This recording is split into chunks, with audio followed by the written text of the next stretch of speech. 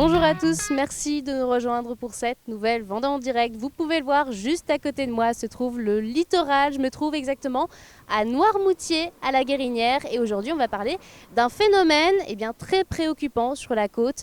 Il s'agit de l'érosion du littoral. Et justement, pour en parler, je rejoins Beryl Costales. Bonjour. Bonjour. Alors vous êtes chargée de mission prévention des inondations à la communauté de communes de Noirmoutier. Et on va parler d'un dispositif qui a été mis en place il n'y a pas longtemps, ça s'appelle le COSNAP, on va pouvoir y arriver tout à l'heure. Il s'agit d'un observatoire participatif, en gros. Expliquer un petit peu, peut-être plus en détail ce que c'est. Tout à fait. En fait, l'objectif de cet observatoire qui est dit participatif, c'est que chacun puisse devenir acteur de l'évolution du littoral en participant à l'aide de son téléphone. C'est-à-dire que tout simplement, on vient prendre une photographie à l'aide d'un support fixe pour avoir le même angle de prise de vue. Puis à la suite, on partage sa photo via un site internet, par email. L'Observatoire régional des risques côtiers reçoit cette photo et va l'analyser à l'aide d'algorithmes. À la suite, on peut avoir du coup la retranscription de l'évolution du site, c'est-à-dire dans certains cas, comme ici à la Guérinière devant le Perret des Homardiers, une évolution qui a tendance à être plutôt régressive, c'est-à-dire un recul du trait de côte. On a pour ça la présence de plusieurs ouvrages avec un épi en enrochement et un perret. Et puis dans d'autres situations, comme par exemple le deuxième site que l'on a installé à La Claire, à Noirmoutier-en-l'Île, d'autres situations qui sont plutôt favorables, c'est-à-dire qu'actuellement on a une évolution plutôt positive avec un engraissement, la plage qui a tendance et la dune à recouvrir l'enrochement qui est existant sur ce site. Alors on va peut-être pouvoir parler de ces deux cas particuliers tout à l'heure, mais là le COSNAP, finalement en fait, il suffit de poser son appareil photo juste ici, son téléphone en fait, et de l'envoyer. Donc l'idée c'est de voir l'évolution au fil des saisons, les années en fait, c'est ça? Tout à fait. L'objectif c'est vraiment que chacun puisse se rendre compte de cette mobilité du littoral qui est pas forcément quelque chose d'évident, mais c'est vraiment un système qui a un état complètement différent que se trouve par exemple en été ou en hiver. Pendant la saison hivernale, on va avoir des tempêtes qui vont avoir tendance à produire un recul du trait de côte, une érosion. Et puis à l'été, au beau jour, avec un temps plus clément, le sable va revenir et la plage, la dune va réengraisser. Alors la particularité de ce dispositif, c'est que finalement, ça fait participer absolument tout le monde en fait. Voilà. Les passants, les touristes, les habitants, les locaux. Donc c'est important aussi de pouvoir les faire participer, tout ce monde. C'est extrêmement important et c'est notamment ce qui est voulu par la communauté de communes via toutes les actions de sensibilisation. Parce que l'un des piliers aussi de la prévention des risques d'inondation et de submersion marine, c'est vraiment que chacun puisse être acteur en fait et connaisse les bons comportements. La situation, c'est-à-dire le constat actuel qu'on est sur un territoire vulnérable, exposé à ces risques et donc d'en être conscient pour aussi être acteur de sa propre sécurité. Alors ce dispositif-là, est-ce qu'on va pouvoir le développer ailleurs si jamais il est concluant ou c'est déjà remplacer d'autres en fait? Oui, tout à fait.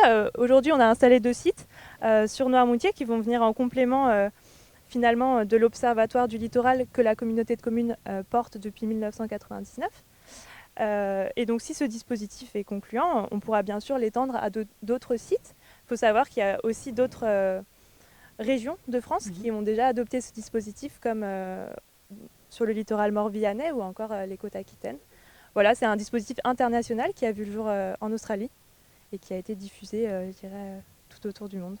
Alors, le COSNAP qui répond vraiment à une problématique bien particulière de l'avancée du trait de côte ou du recul, vraiment de l'érosion. On va peut-être pouvoir en parler et rejoindre Riwan Karguiak, qui lui est chargé de la coordination de l'Observatoire régional des risques côtiers, donc qui gère justement l'évolution de ce trait de côte. Juste pour rappel, vraiment, à quoi c'est dû l'érosion du littoral, l'avancée du trait de côte, le phénomène, pour l'expliquer en assez simple?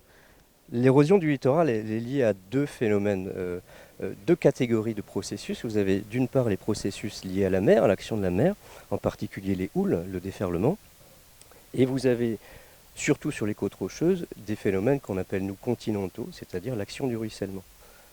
Ces 2 types de phénomènes agissent de manière conjointe parfois pour faire l'érosion du littoral. Alors, on l'a vu tout à l'heure sur les 2 sites où le COSNAP a été mis en place. Le phénomène n'est vraiment pas identique. Ici, on a un recul du trait de côte, là-bas, une avancée à Noirmoutier. Comment expliquer ça? Il faut comprendre que si par exemple vous avez une érosion sur une falaise, les courants transportent le sédiment qui est libéré et qui va permettre de construire une plage. Donc c'est pour cette raison que vous pouvez avoir des côtes qui reculent et des côtes qui avancent. C'est pour cette raison aussi qu'il faut envisager le phénomène du recul du trait de côte sur plusieurs décennies pour avoir une idée précise de ce mouvement. À titre d'exemple, si on considère l'érosion sur nos littoraux en région sur 70 ans, vous avez à peu près 20% du littoral en érosion. Vous avez à peu près 20% du littoral qui est stable et vous avez à peu près 20% du littoral qui avance. Et le reste? Et le reste est figé par les ouvrages, comme ici. Ok. Donc il ne bouge pas.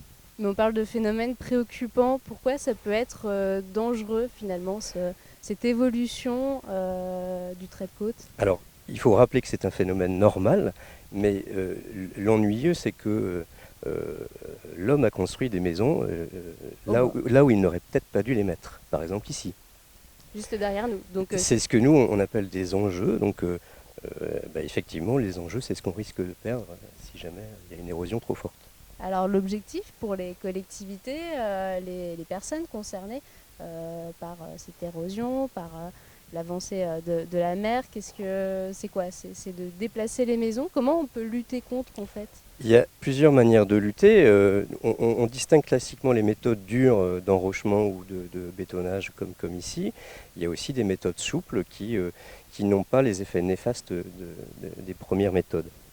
Maintenant, de plus en plus, effectivement, on a pris en compte ces effets néfastes qui sont paysagers, qui influent sur la dynamique sédimentaire et qui sont aussi extrêmement coûteux. On a pris en compte ces effets pour essayer plutôt de réfléchir à la relocalisation des biens qui sont menacés par l'érosion côtière. Voilà.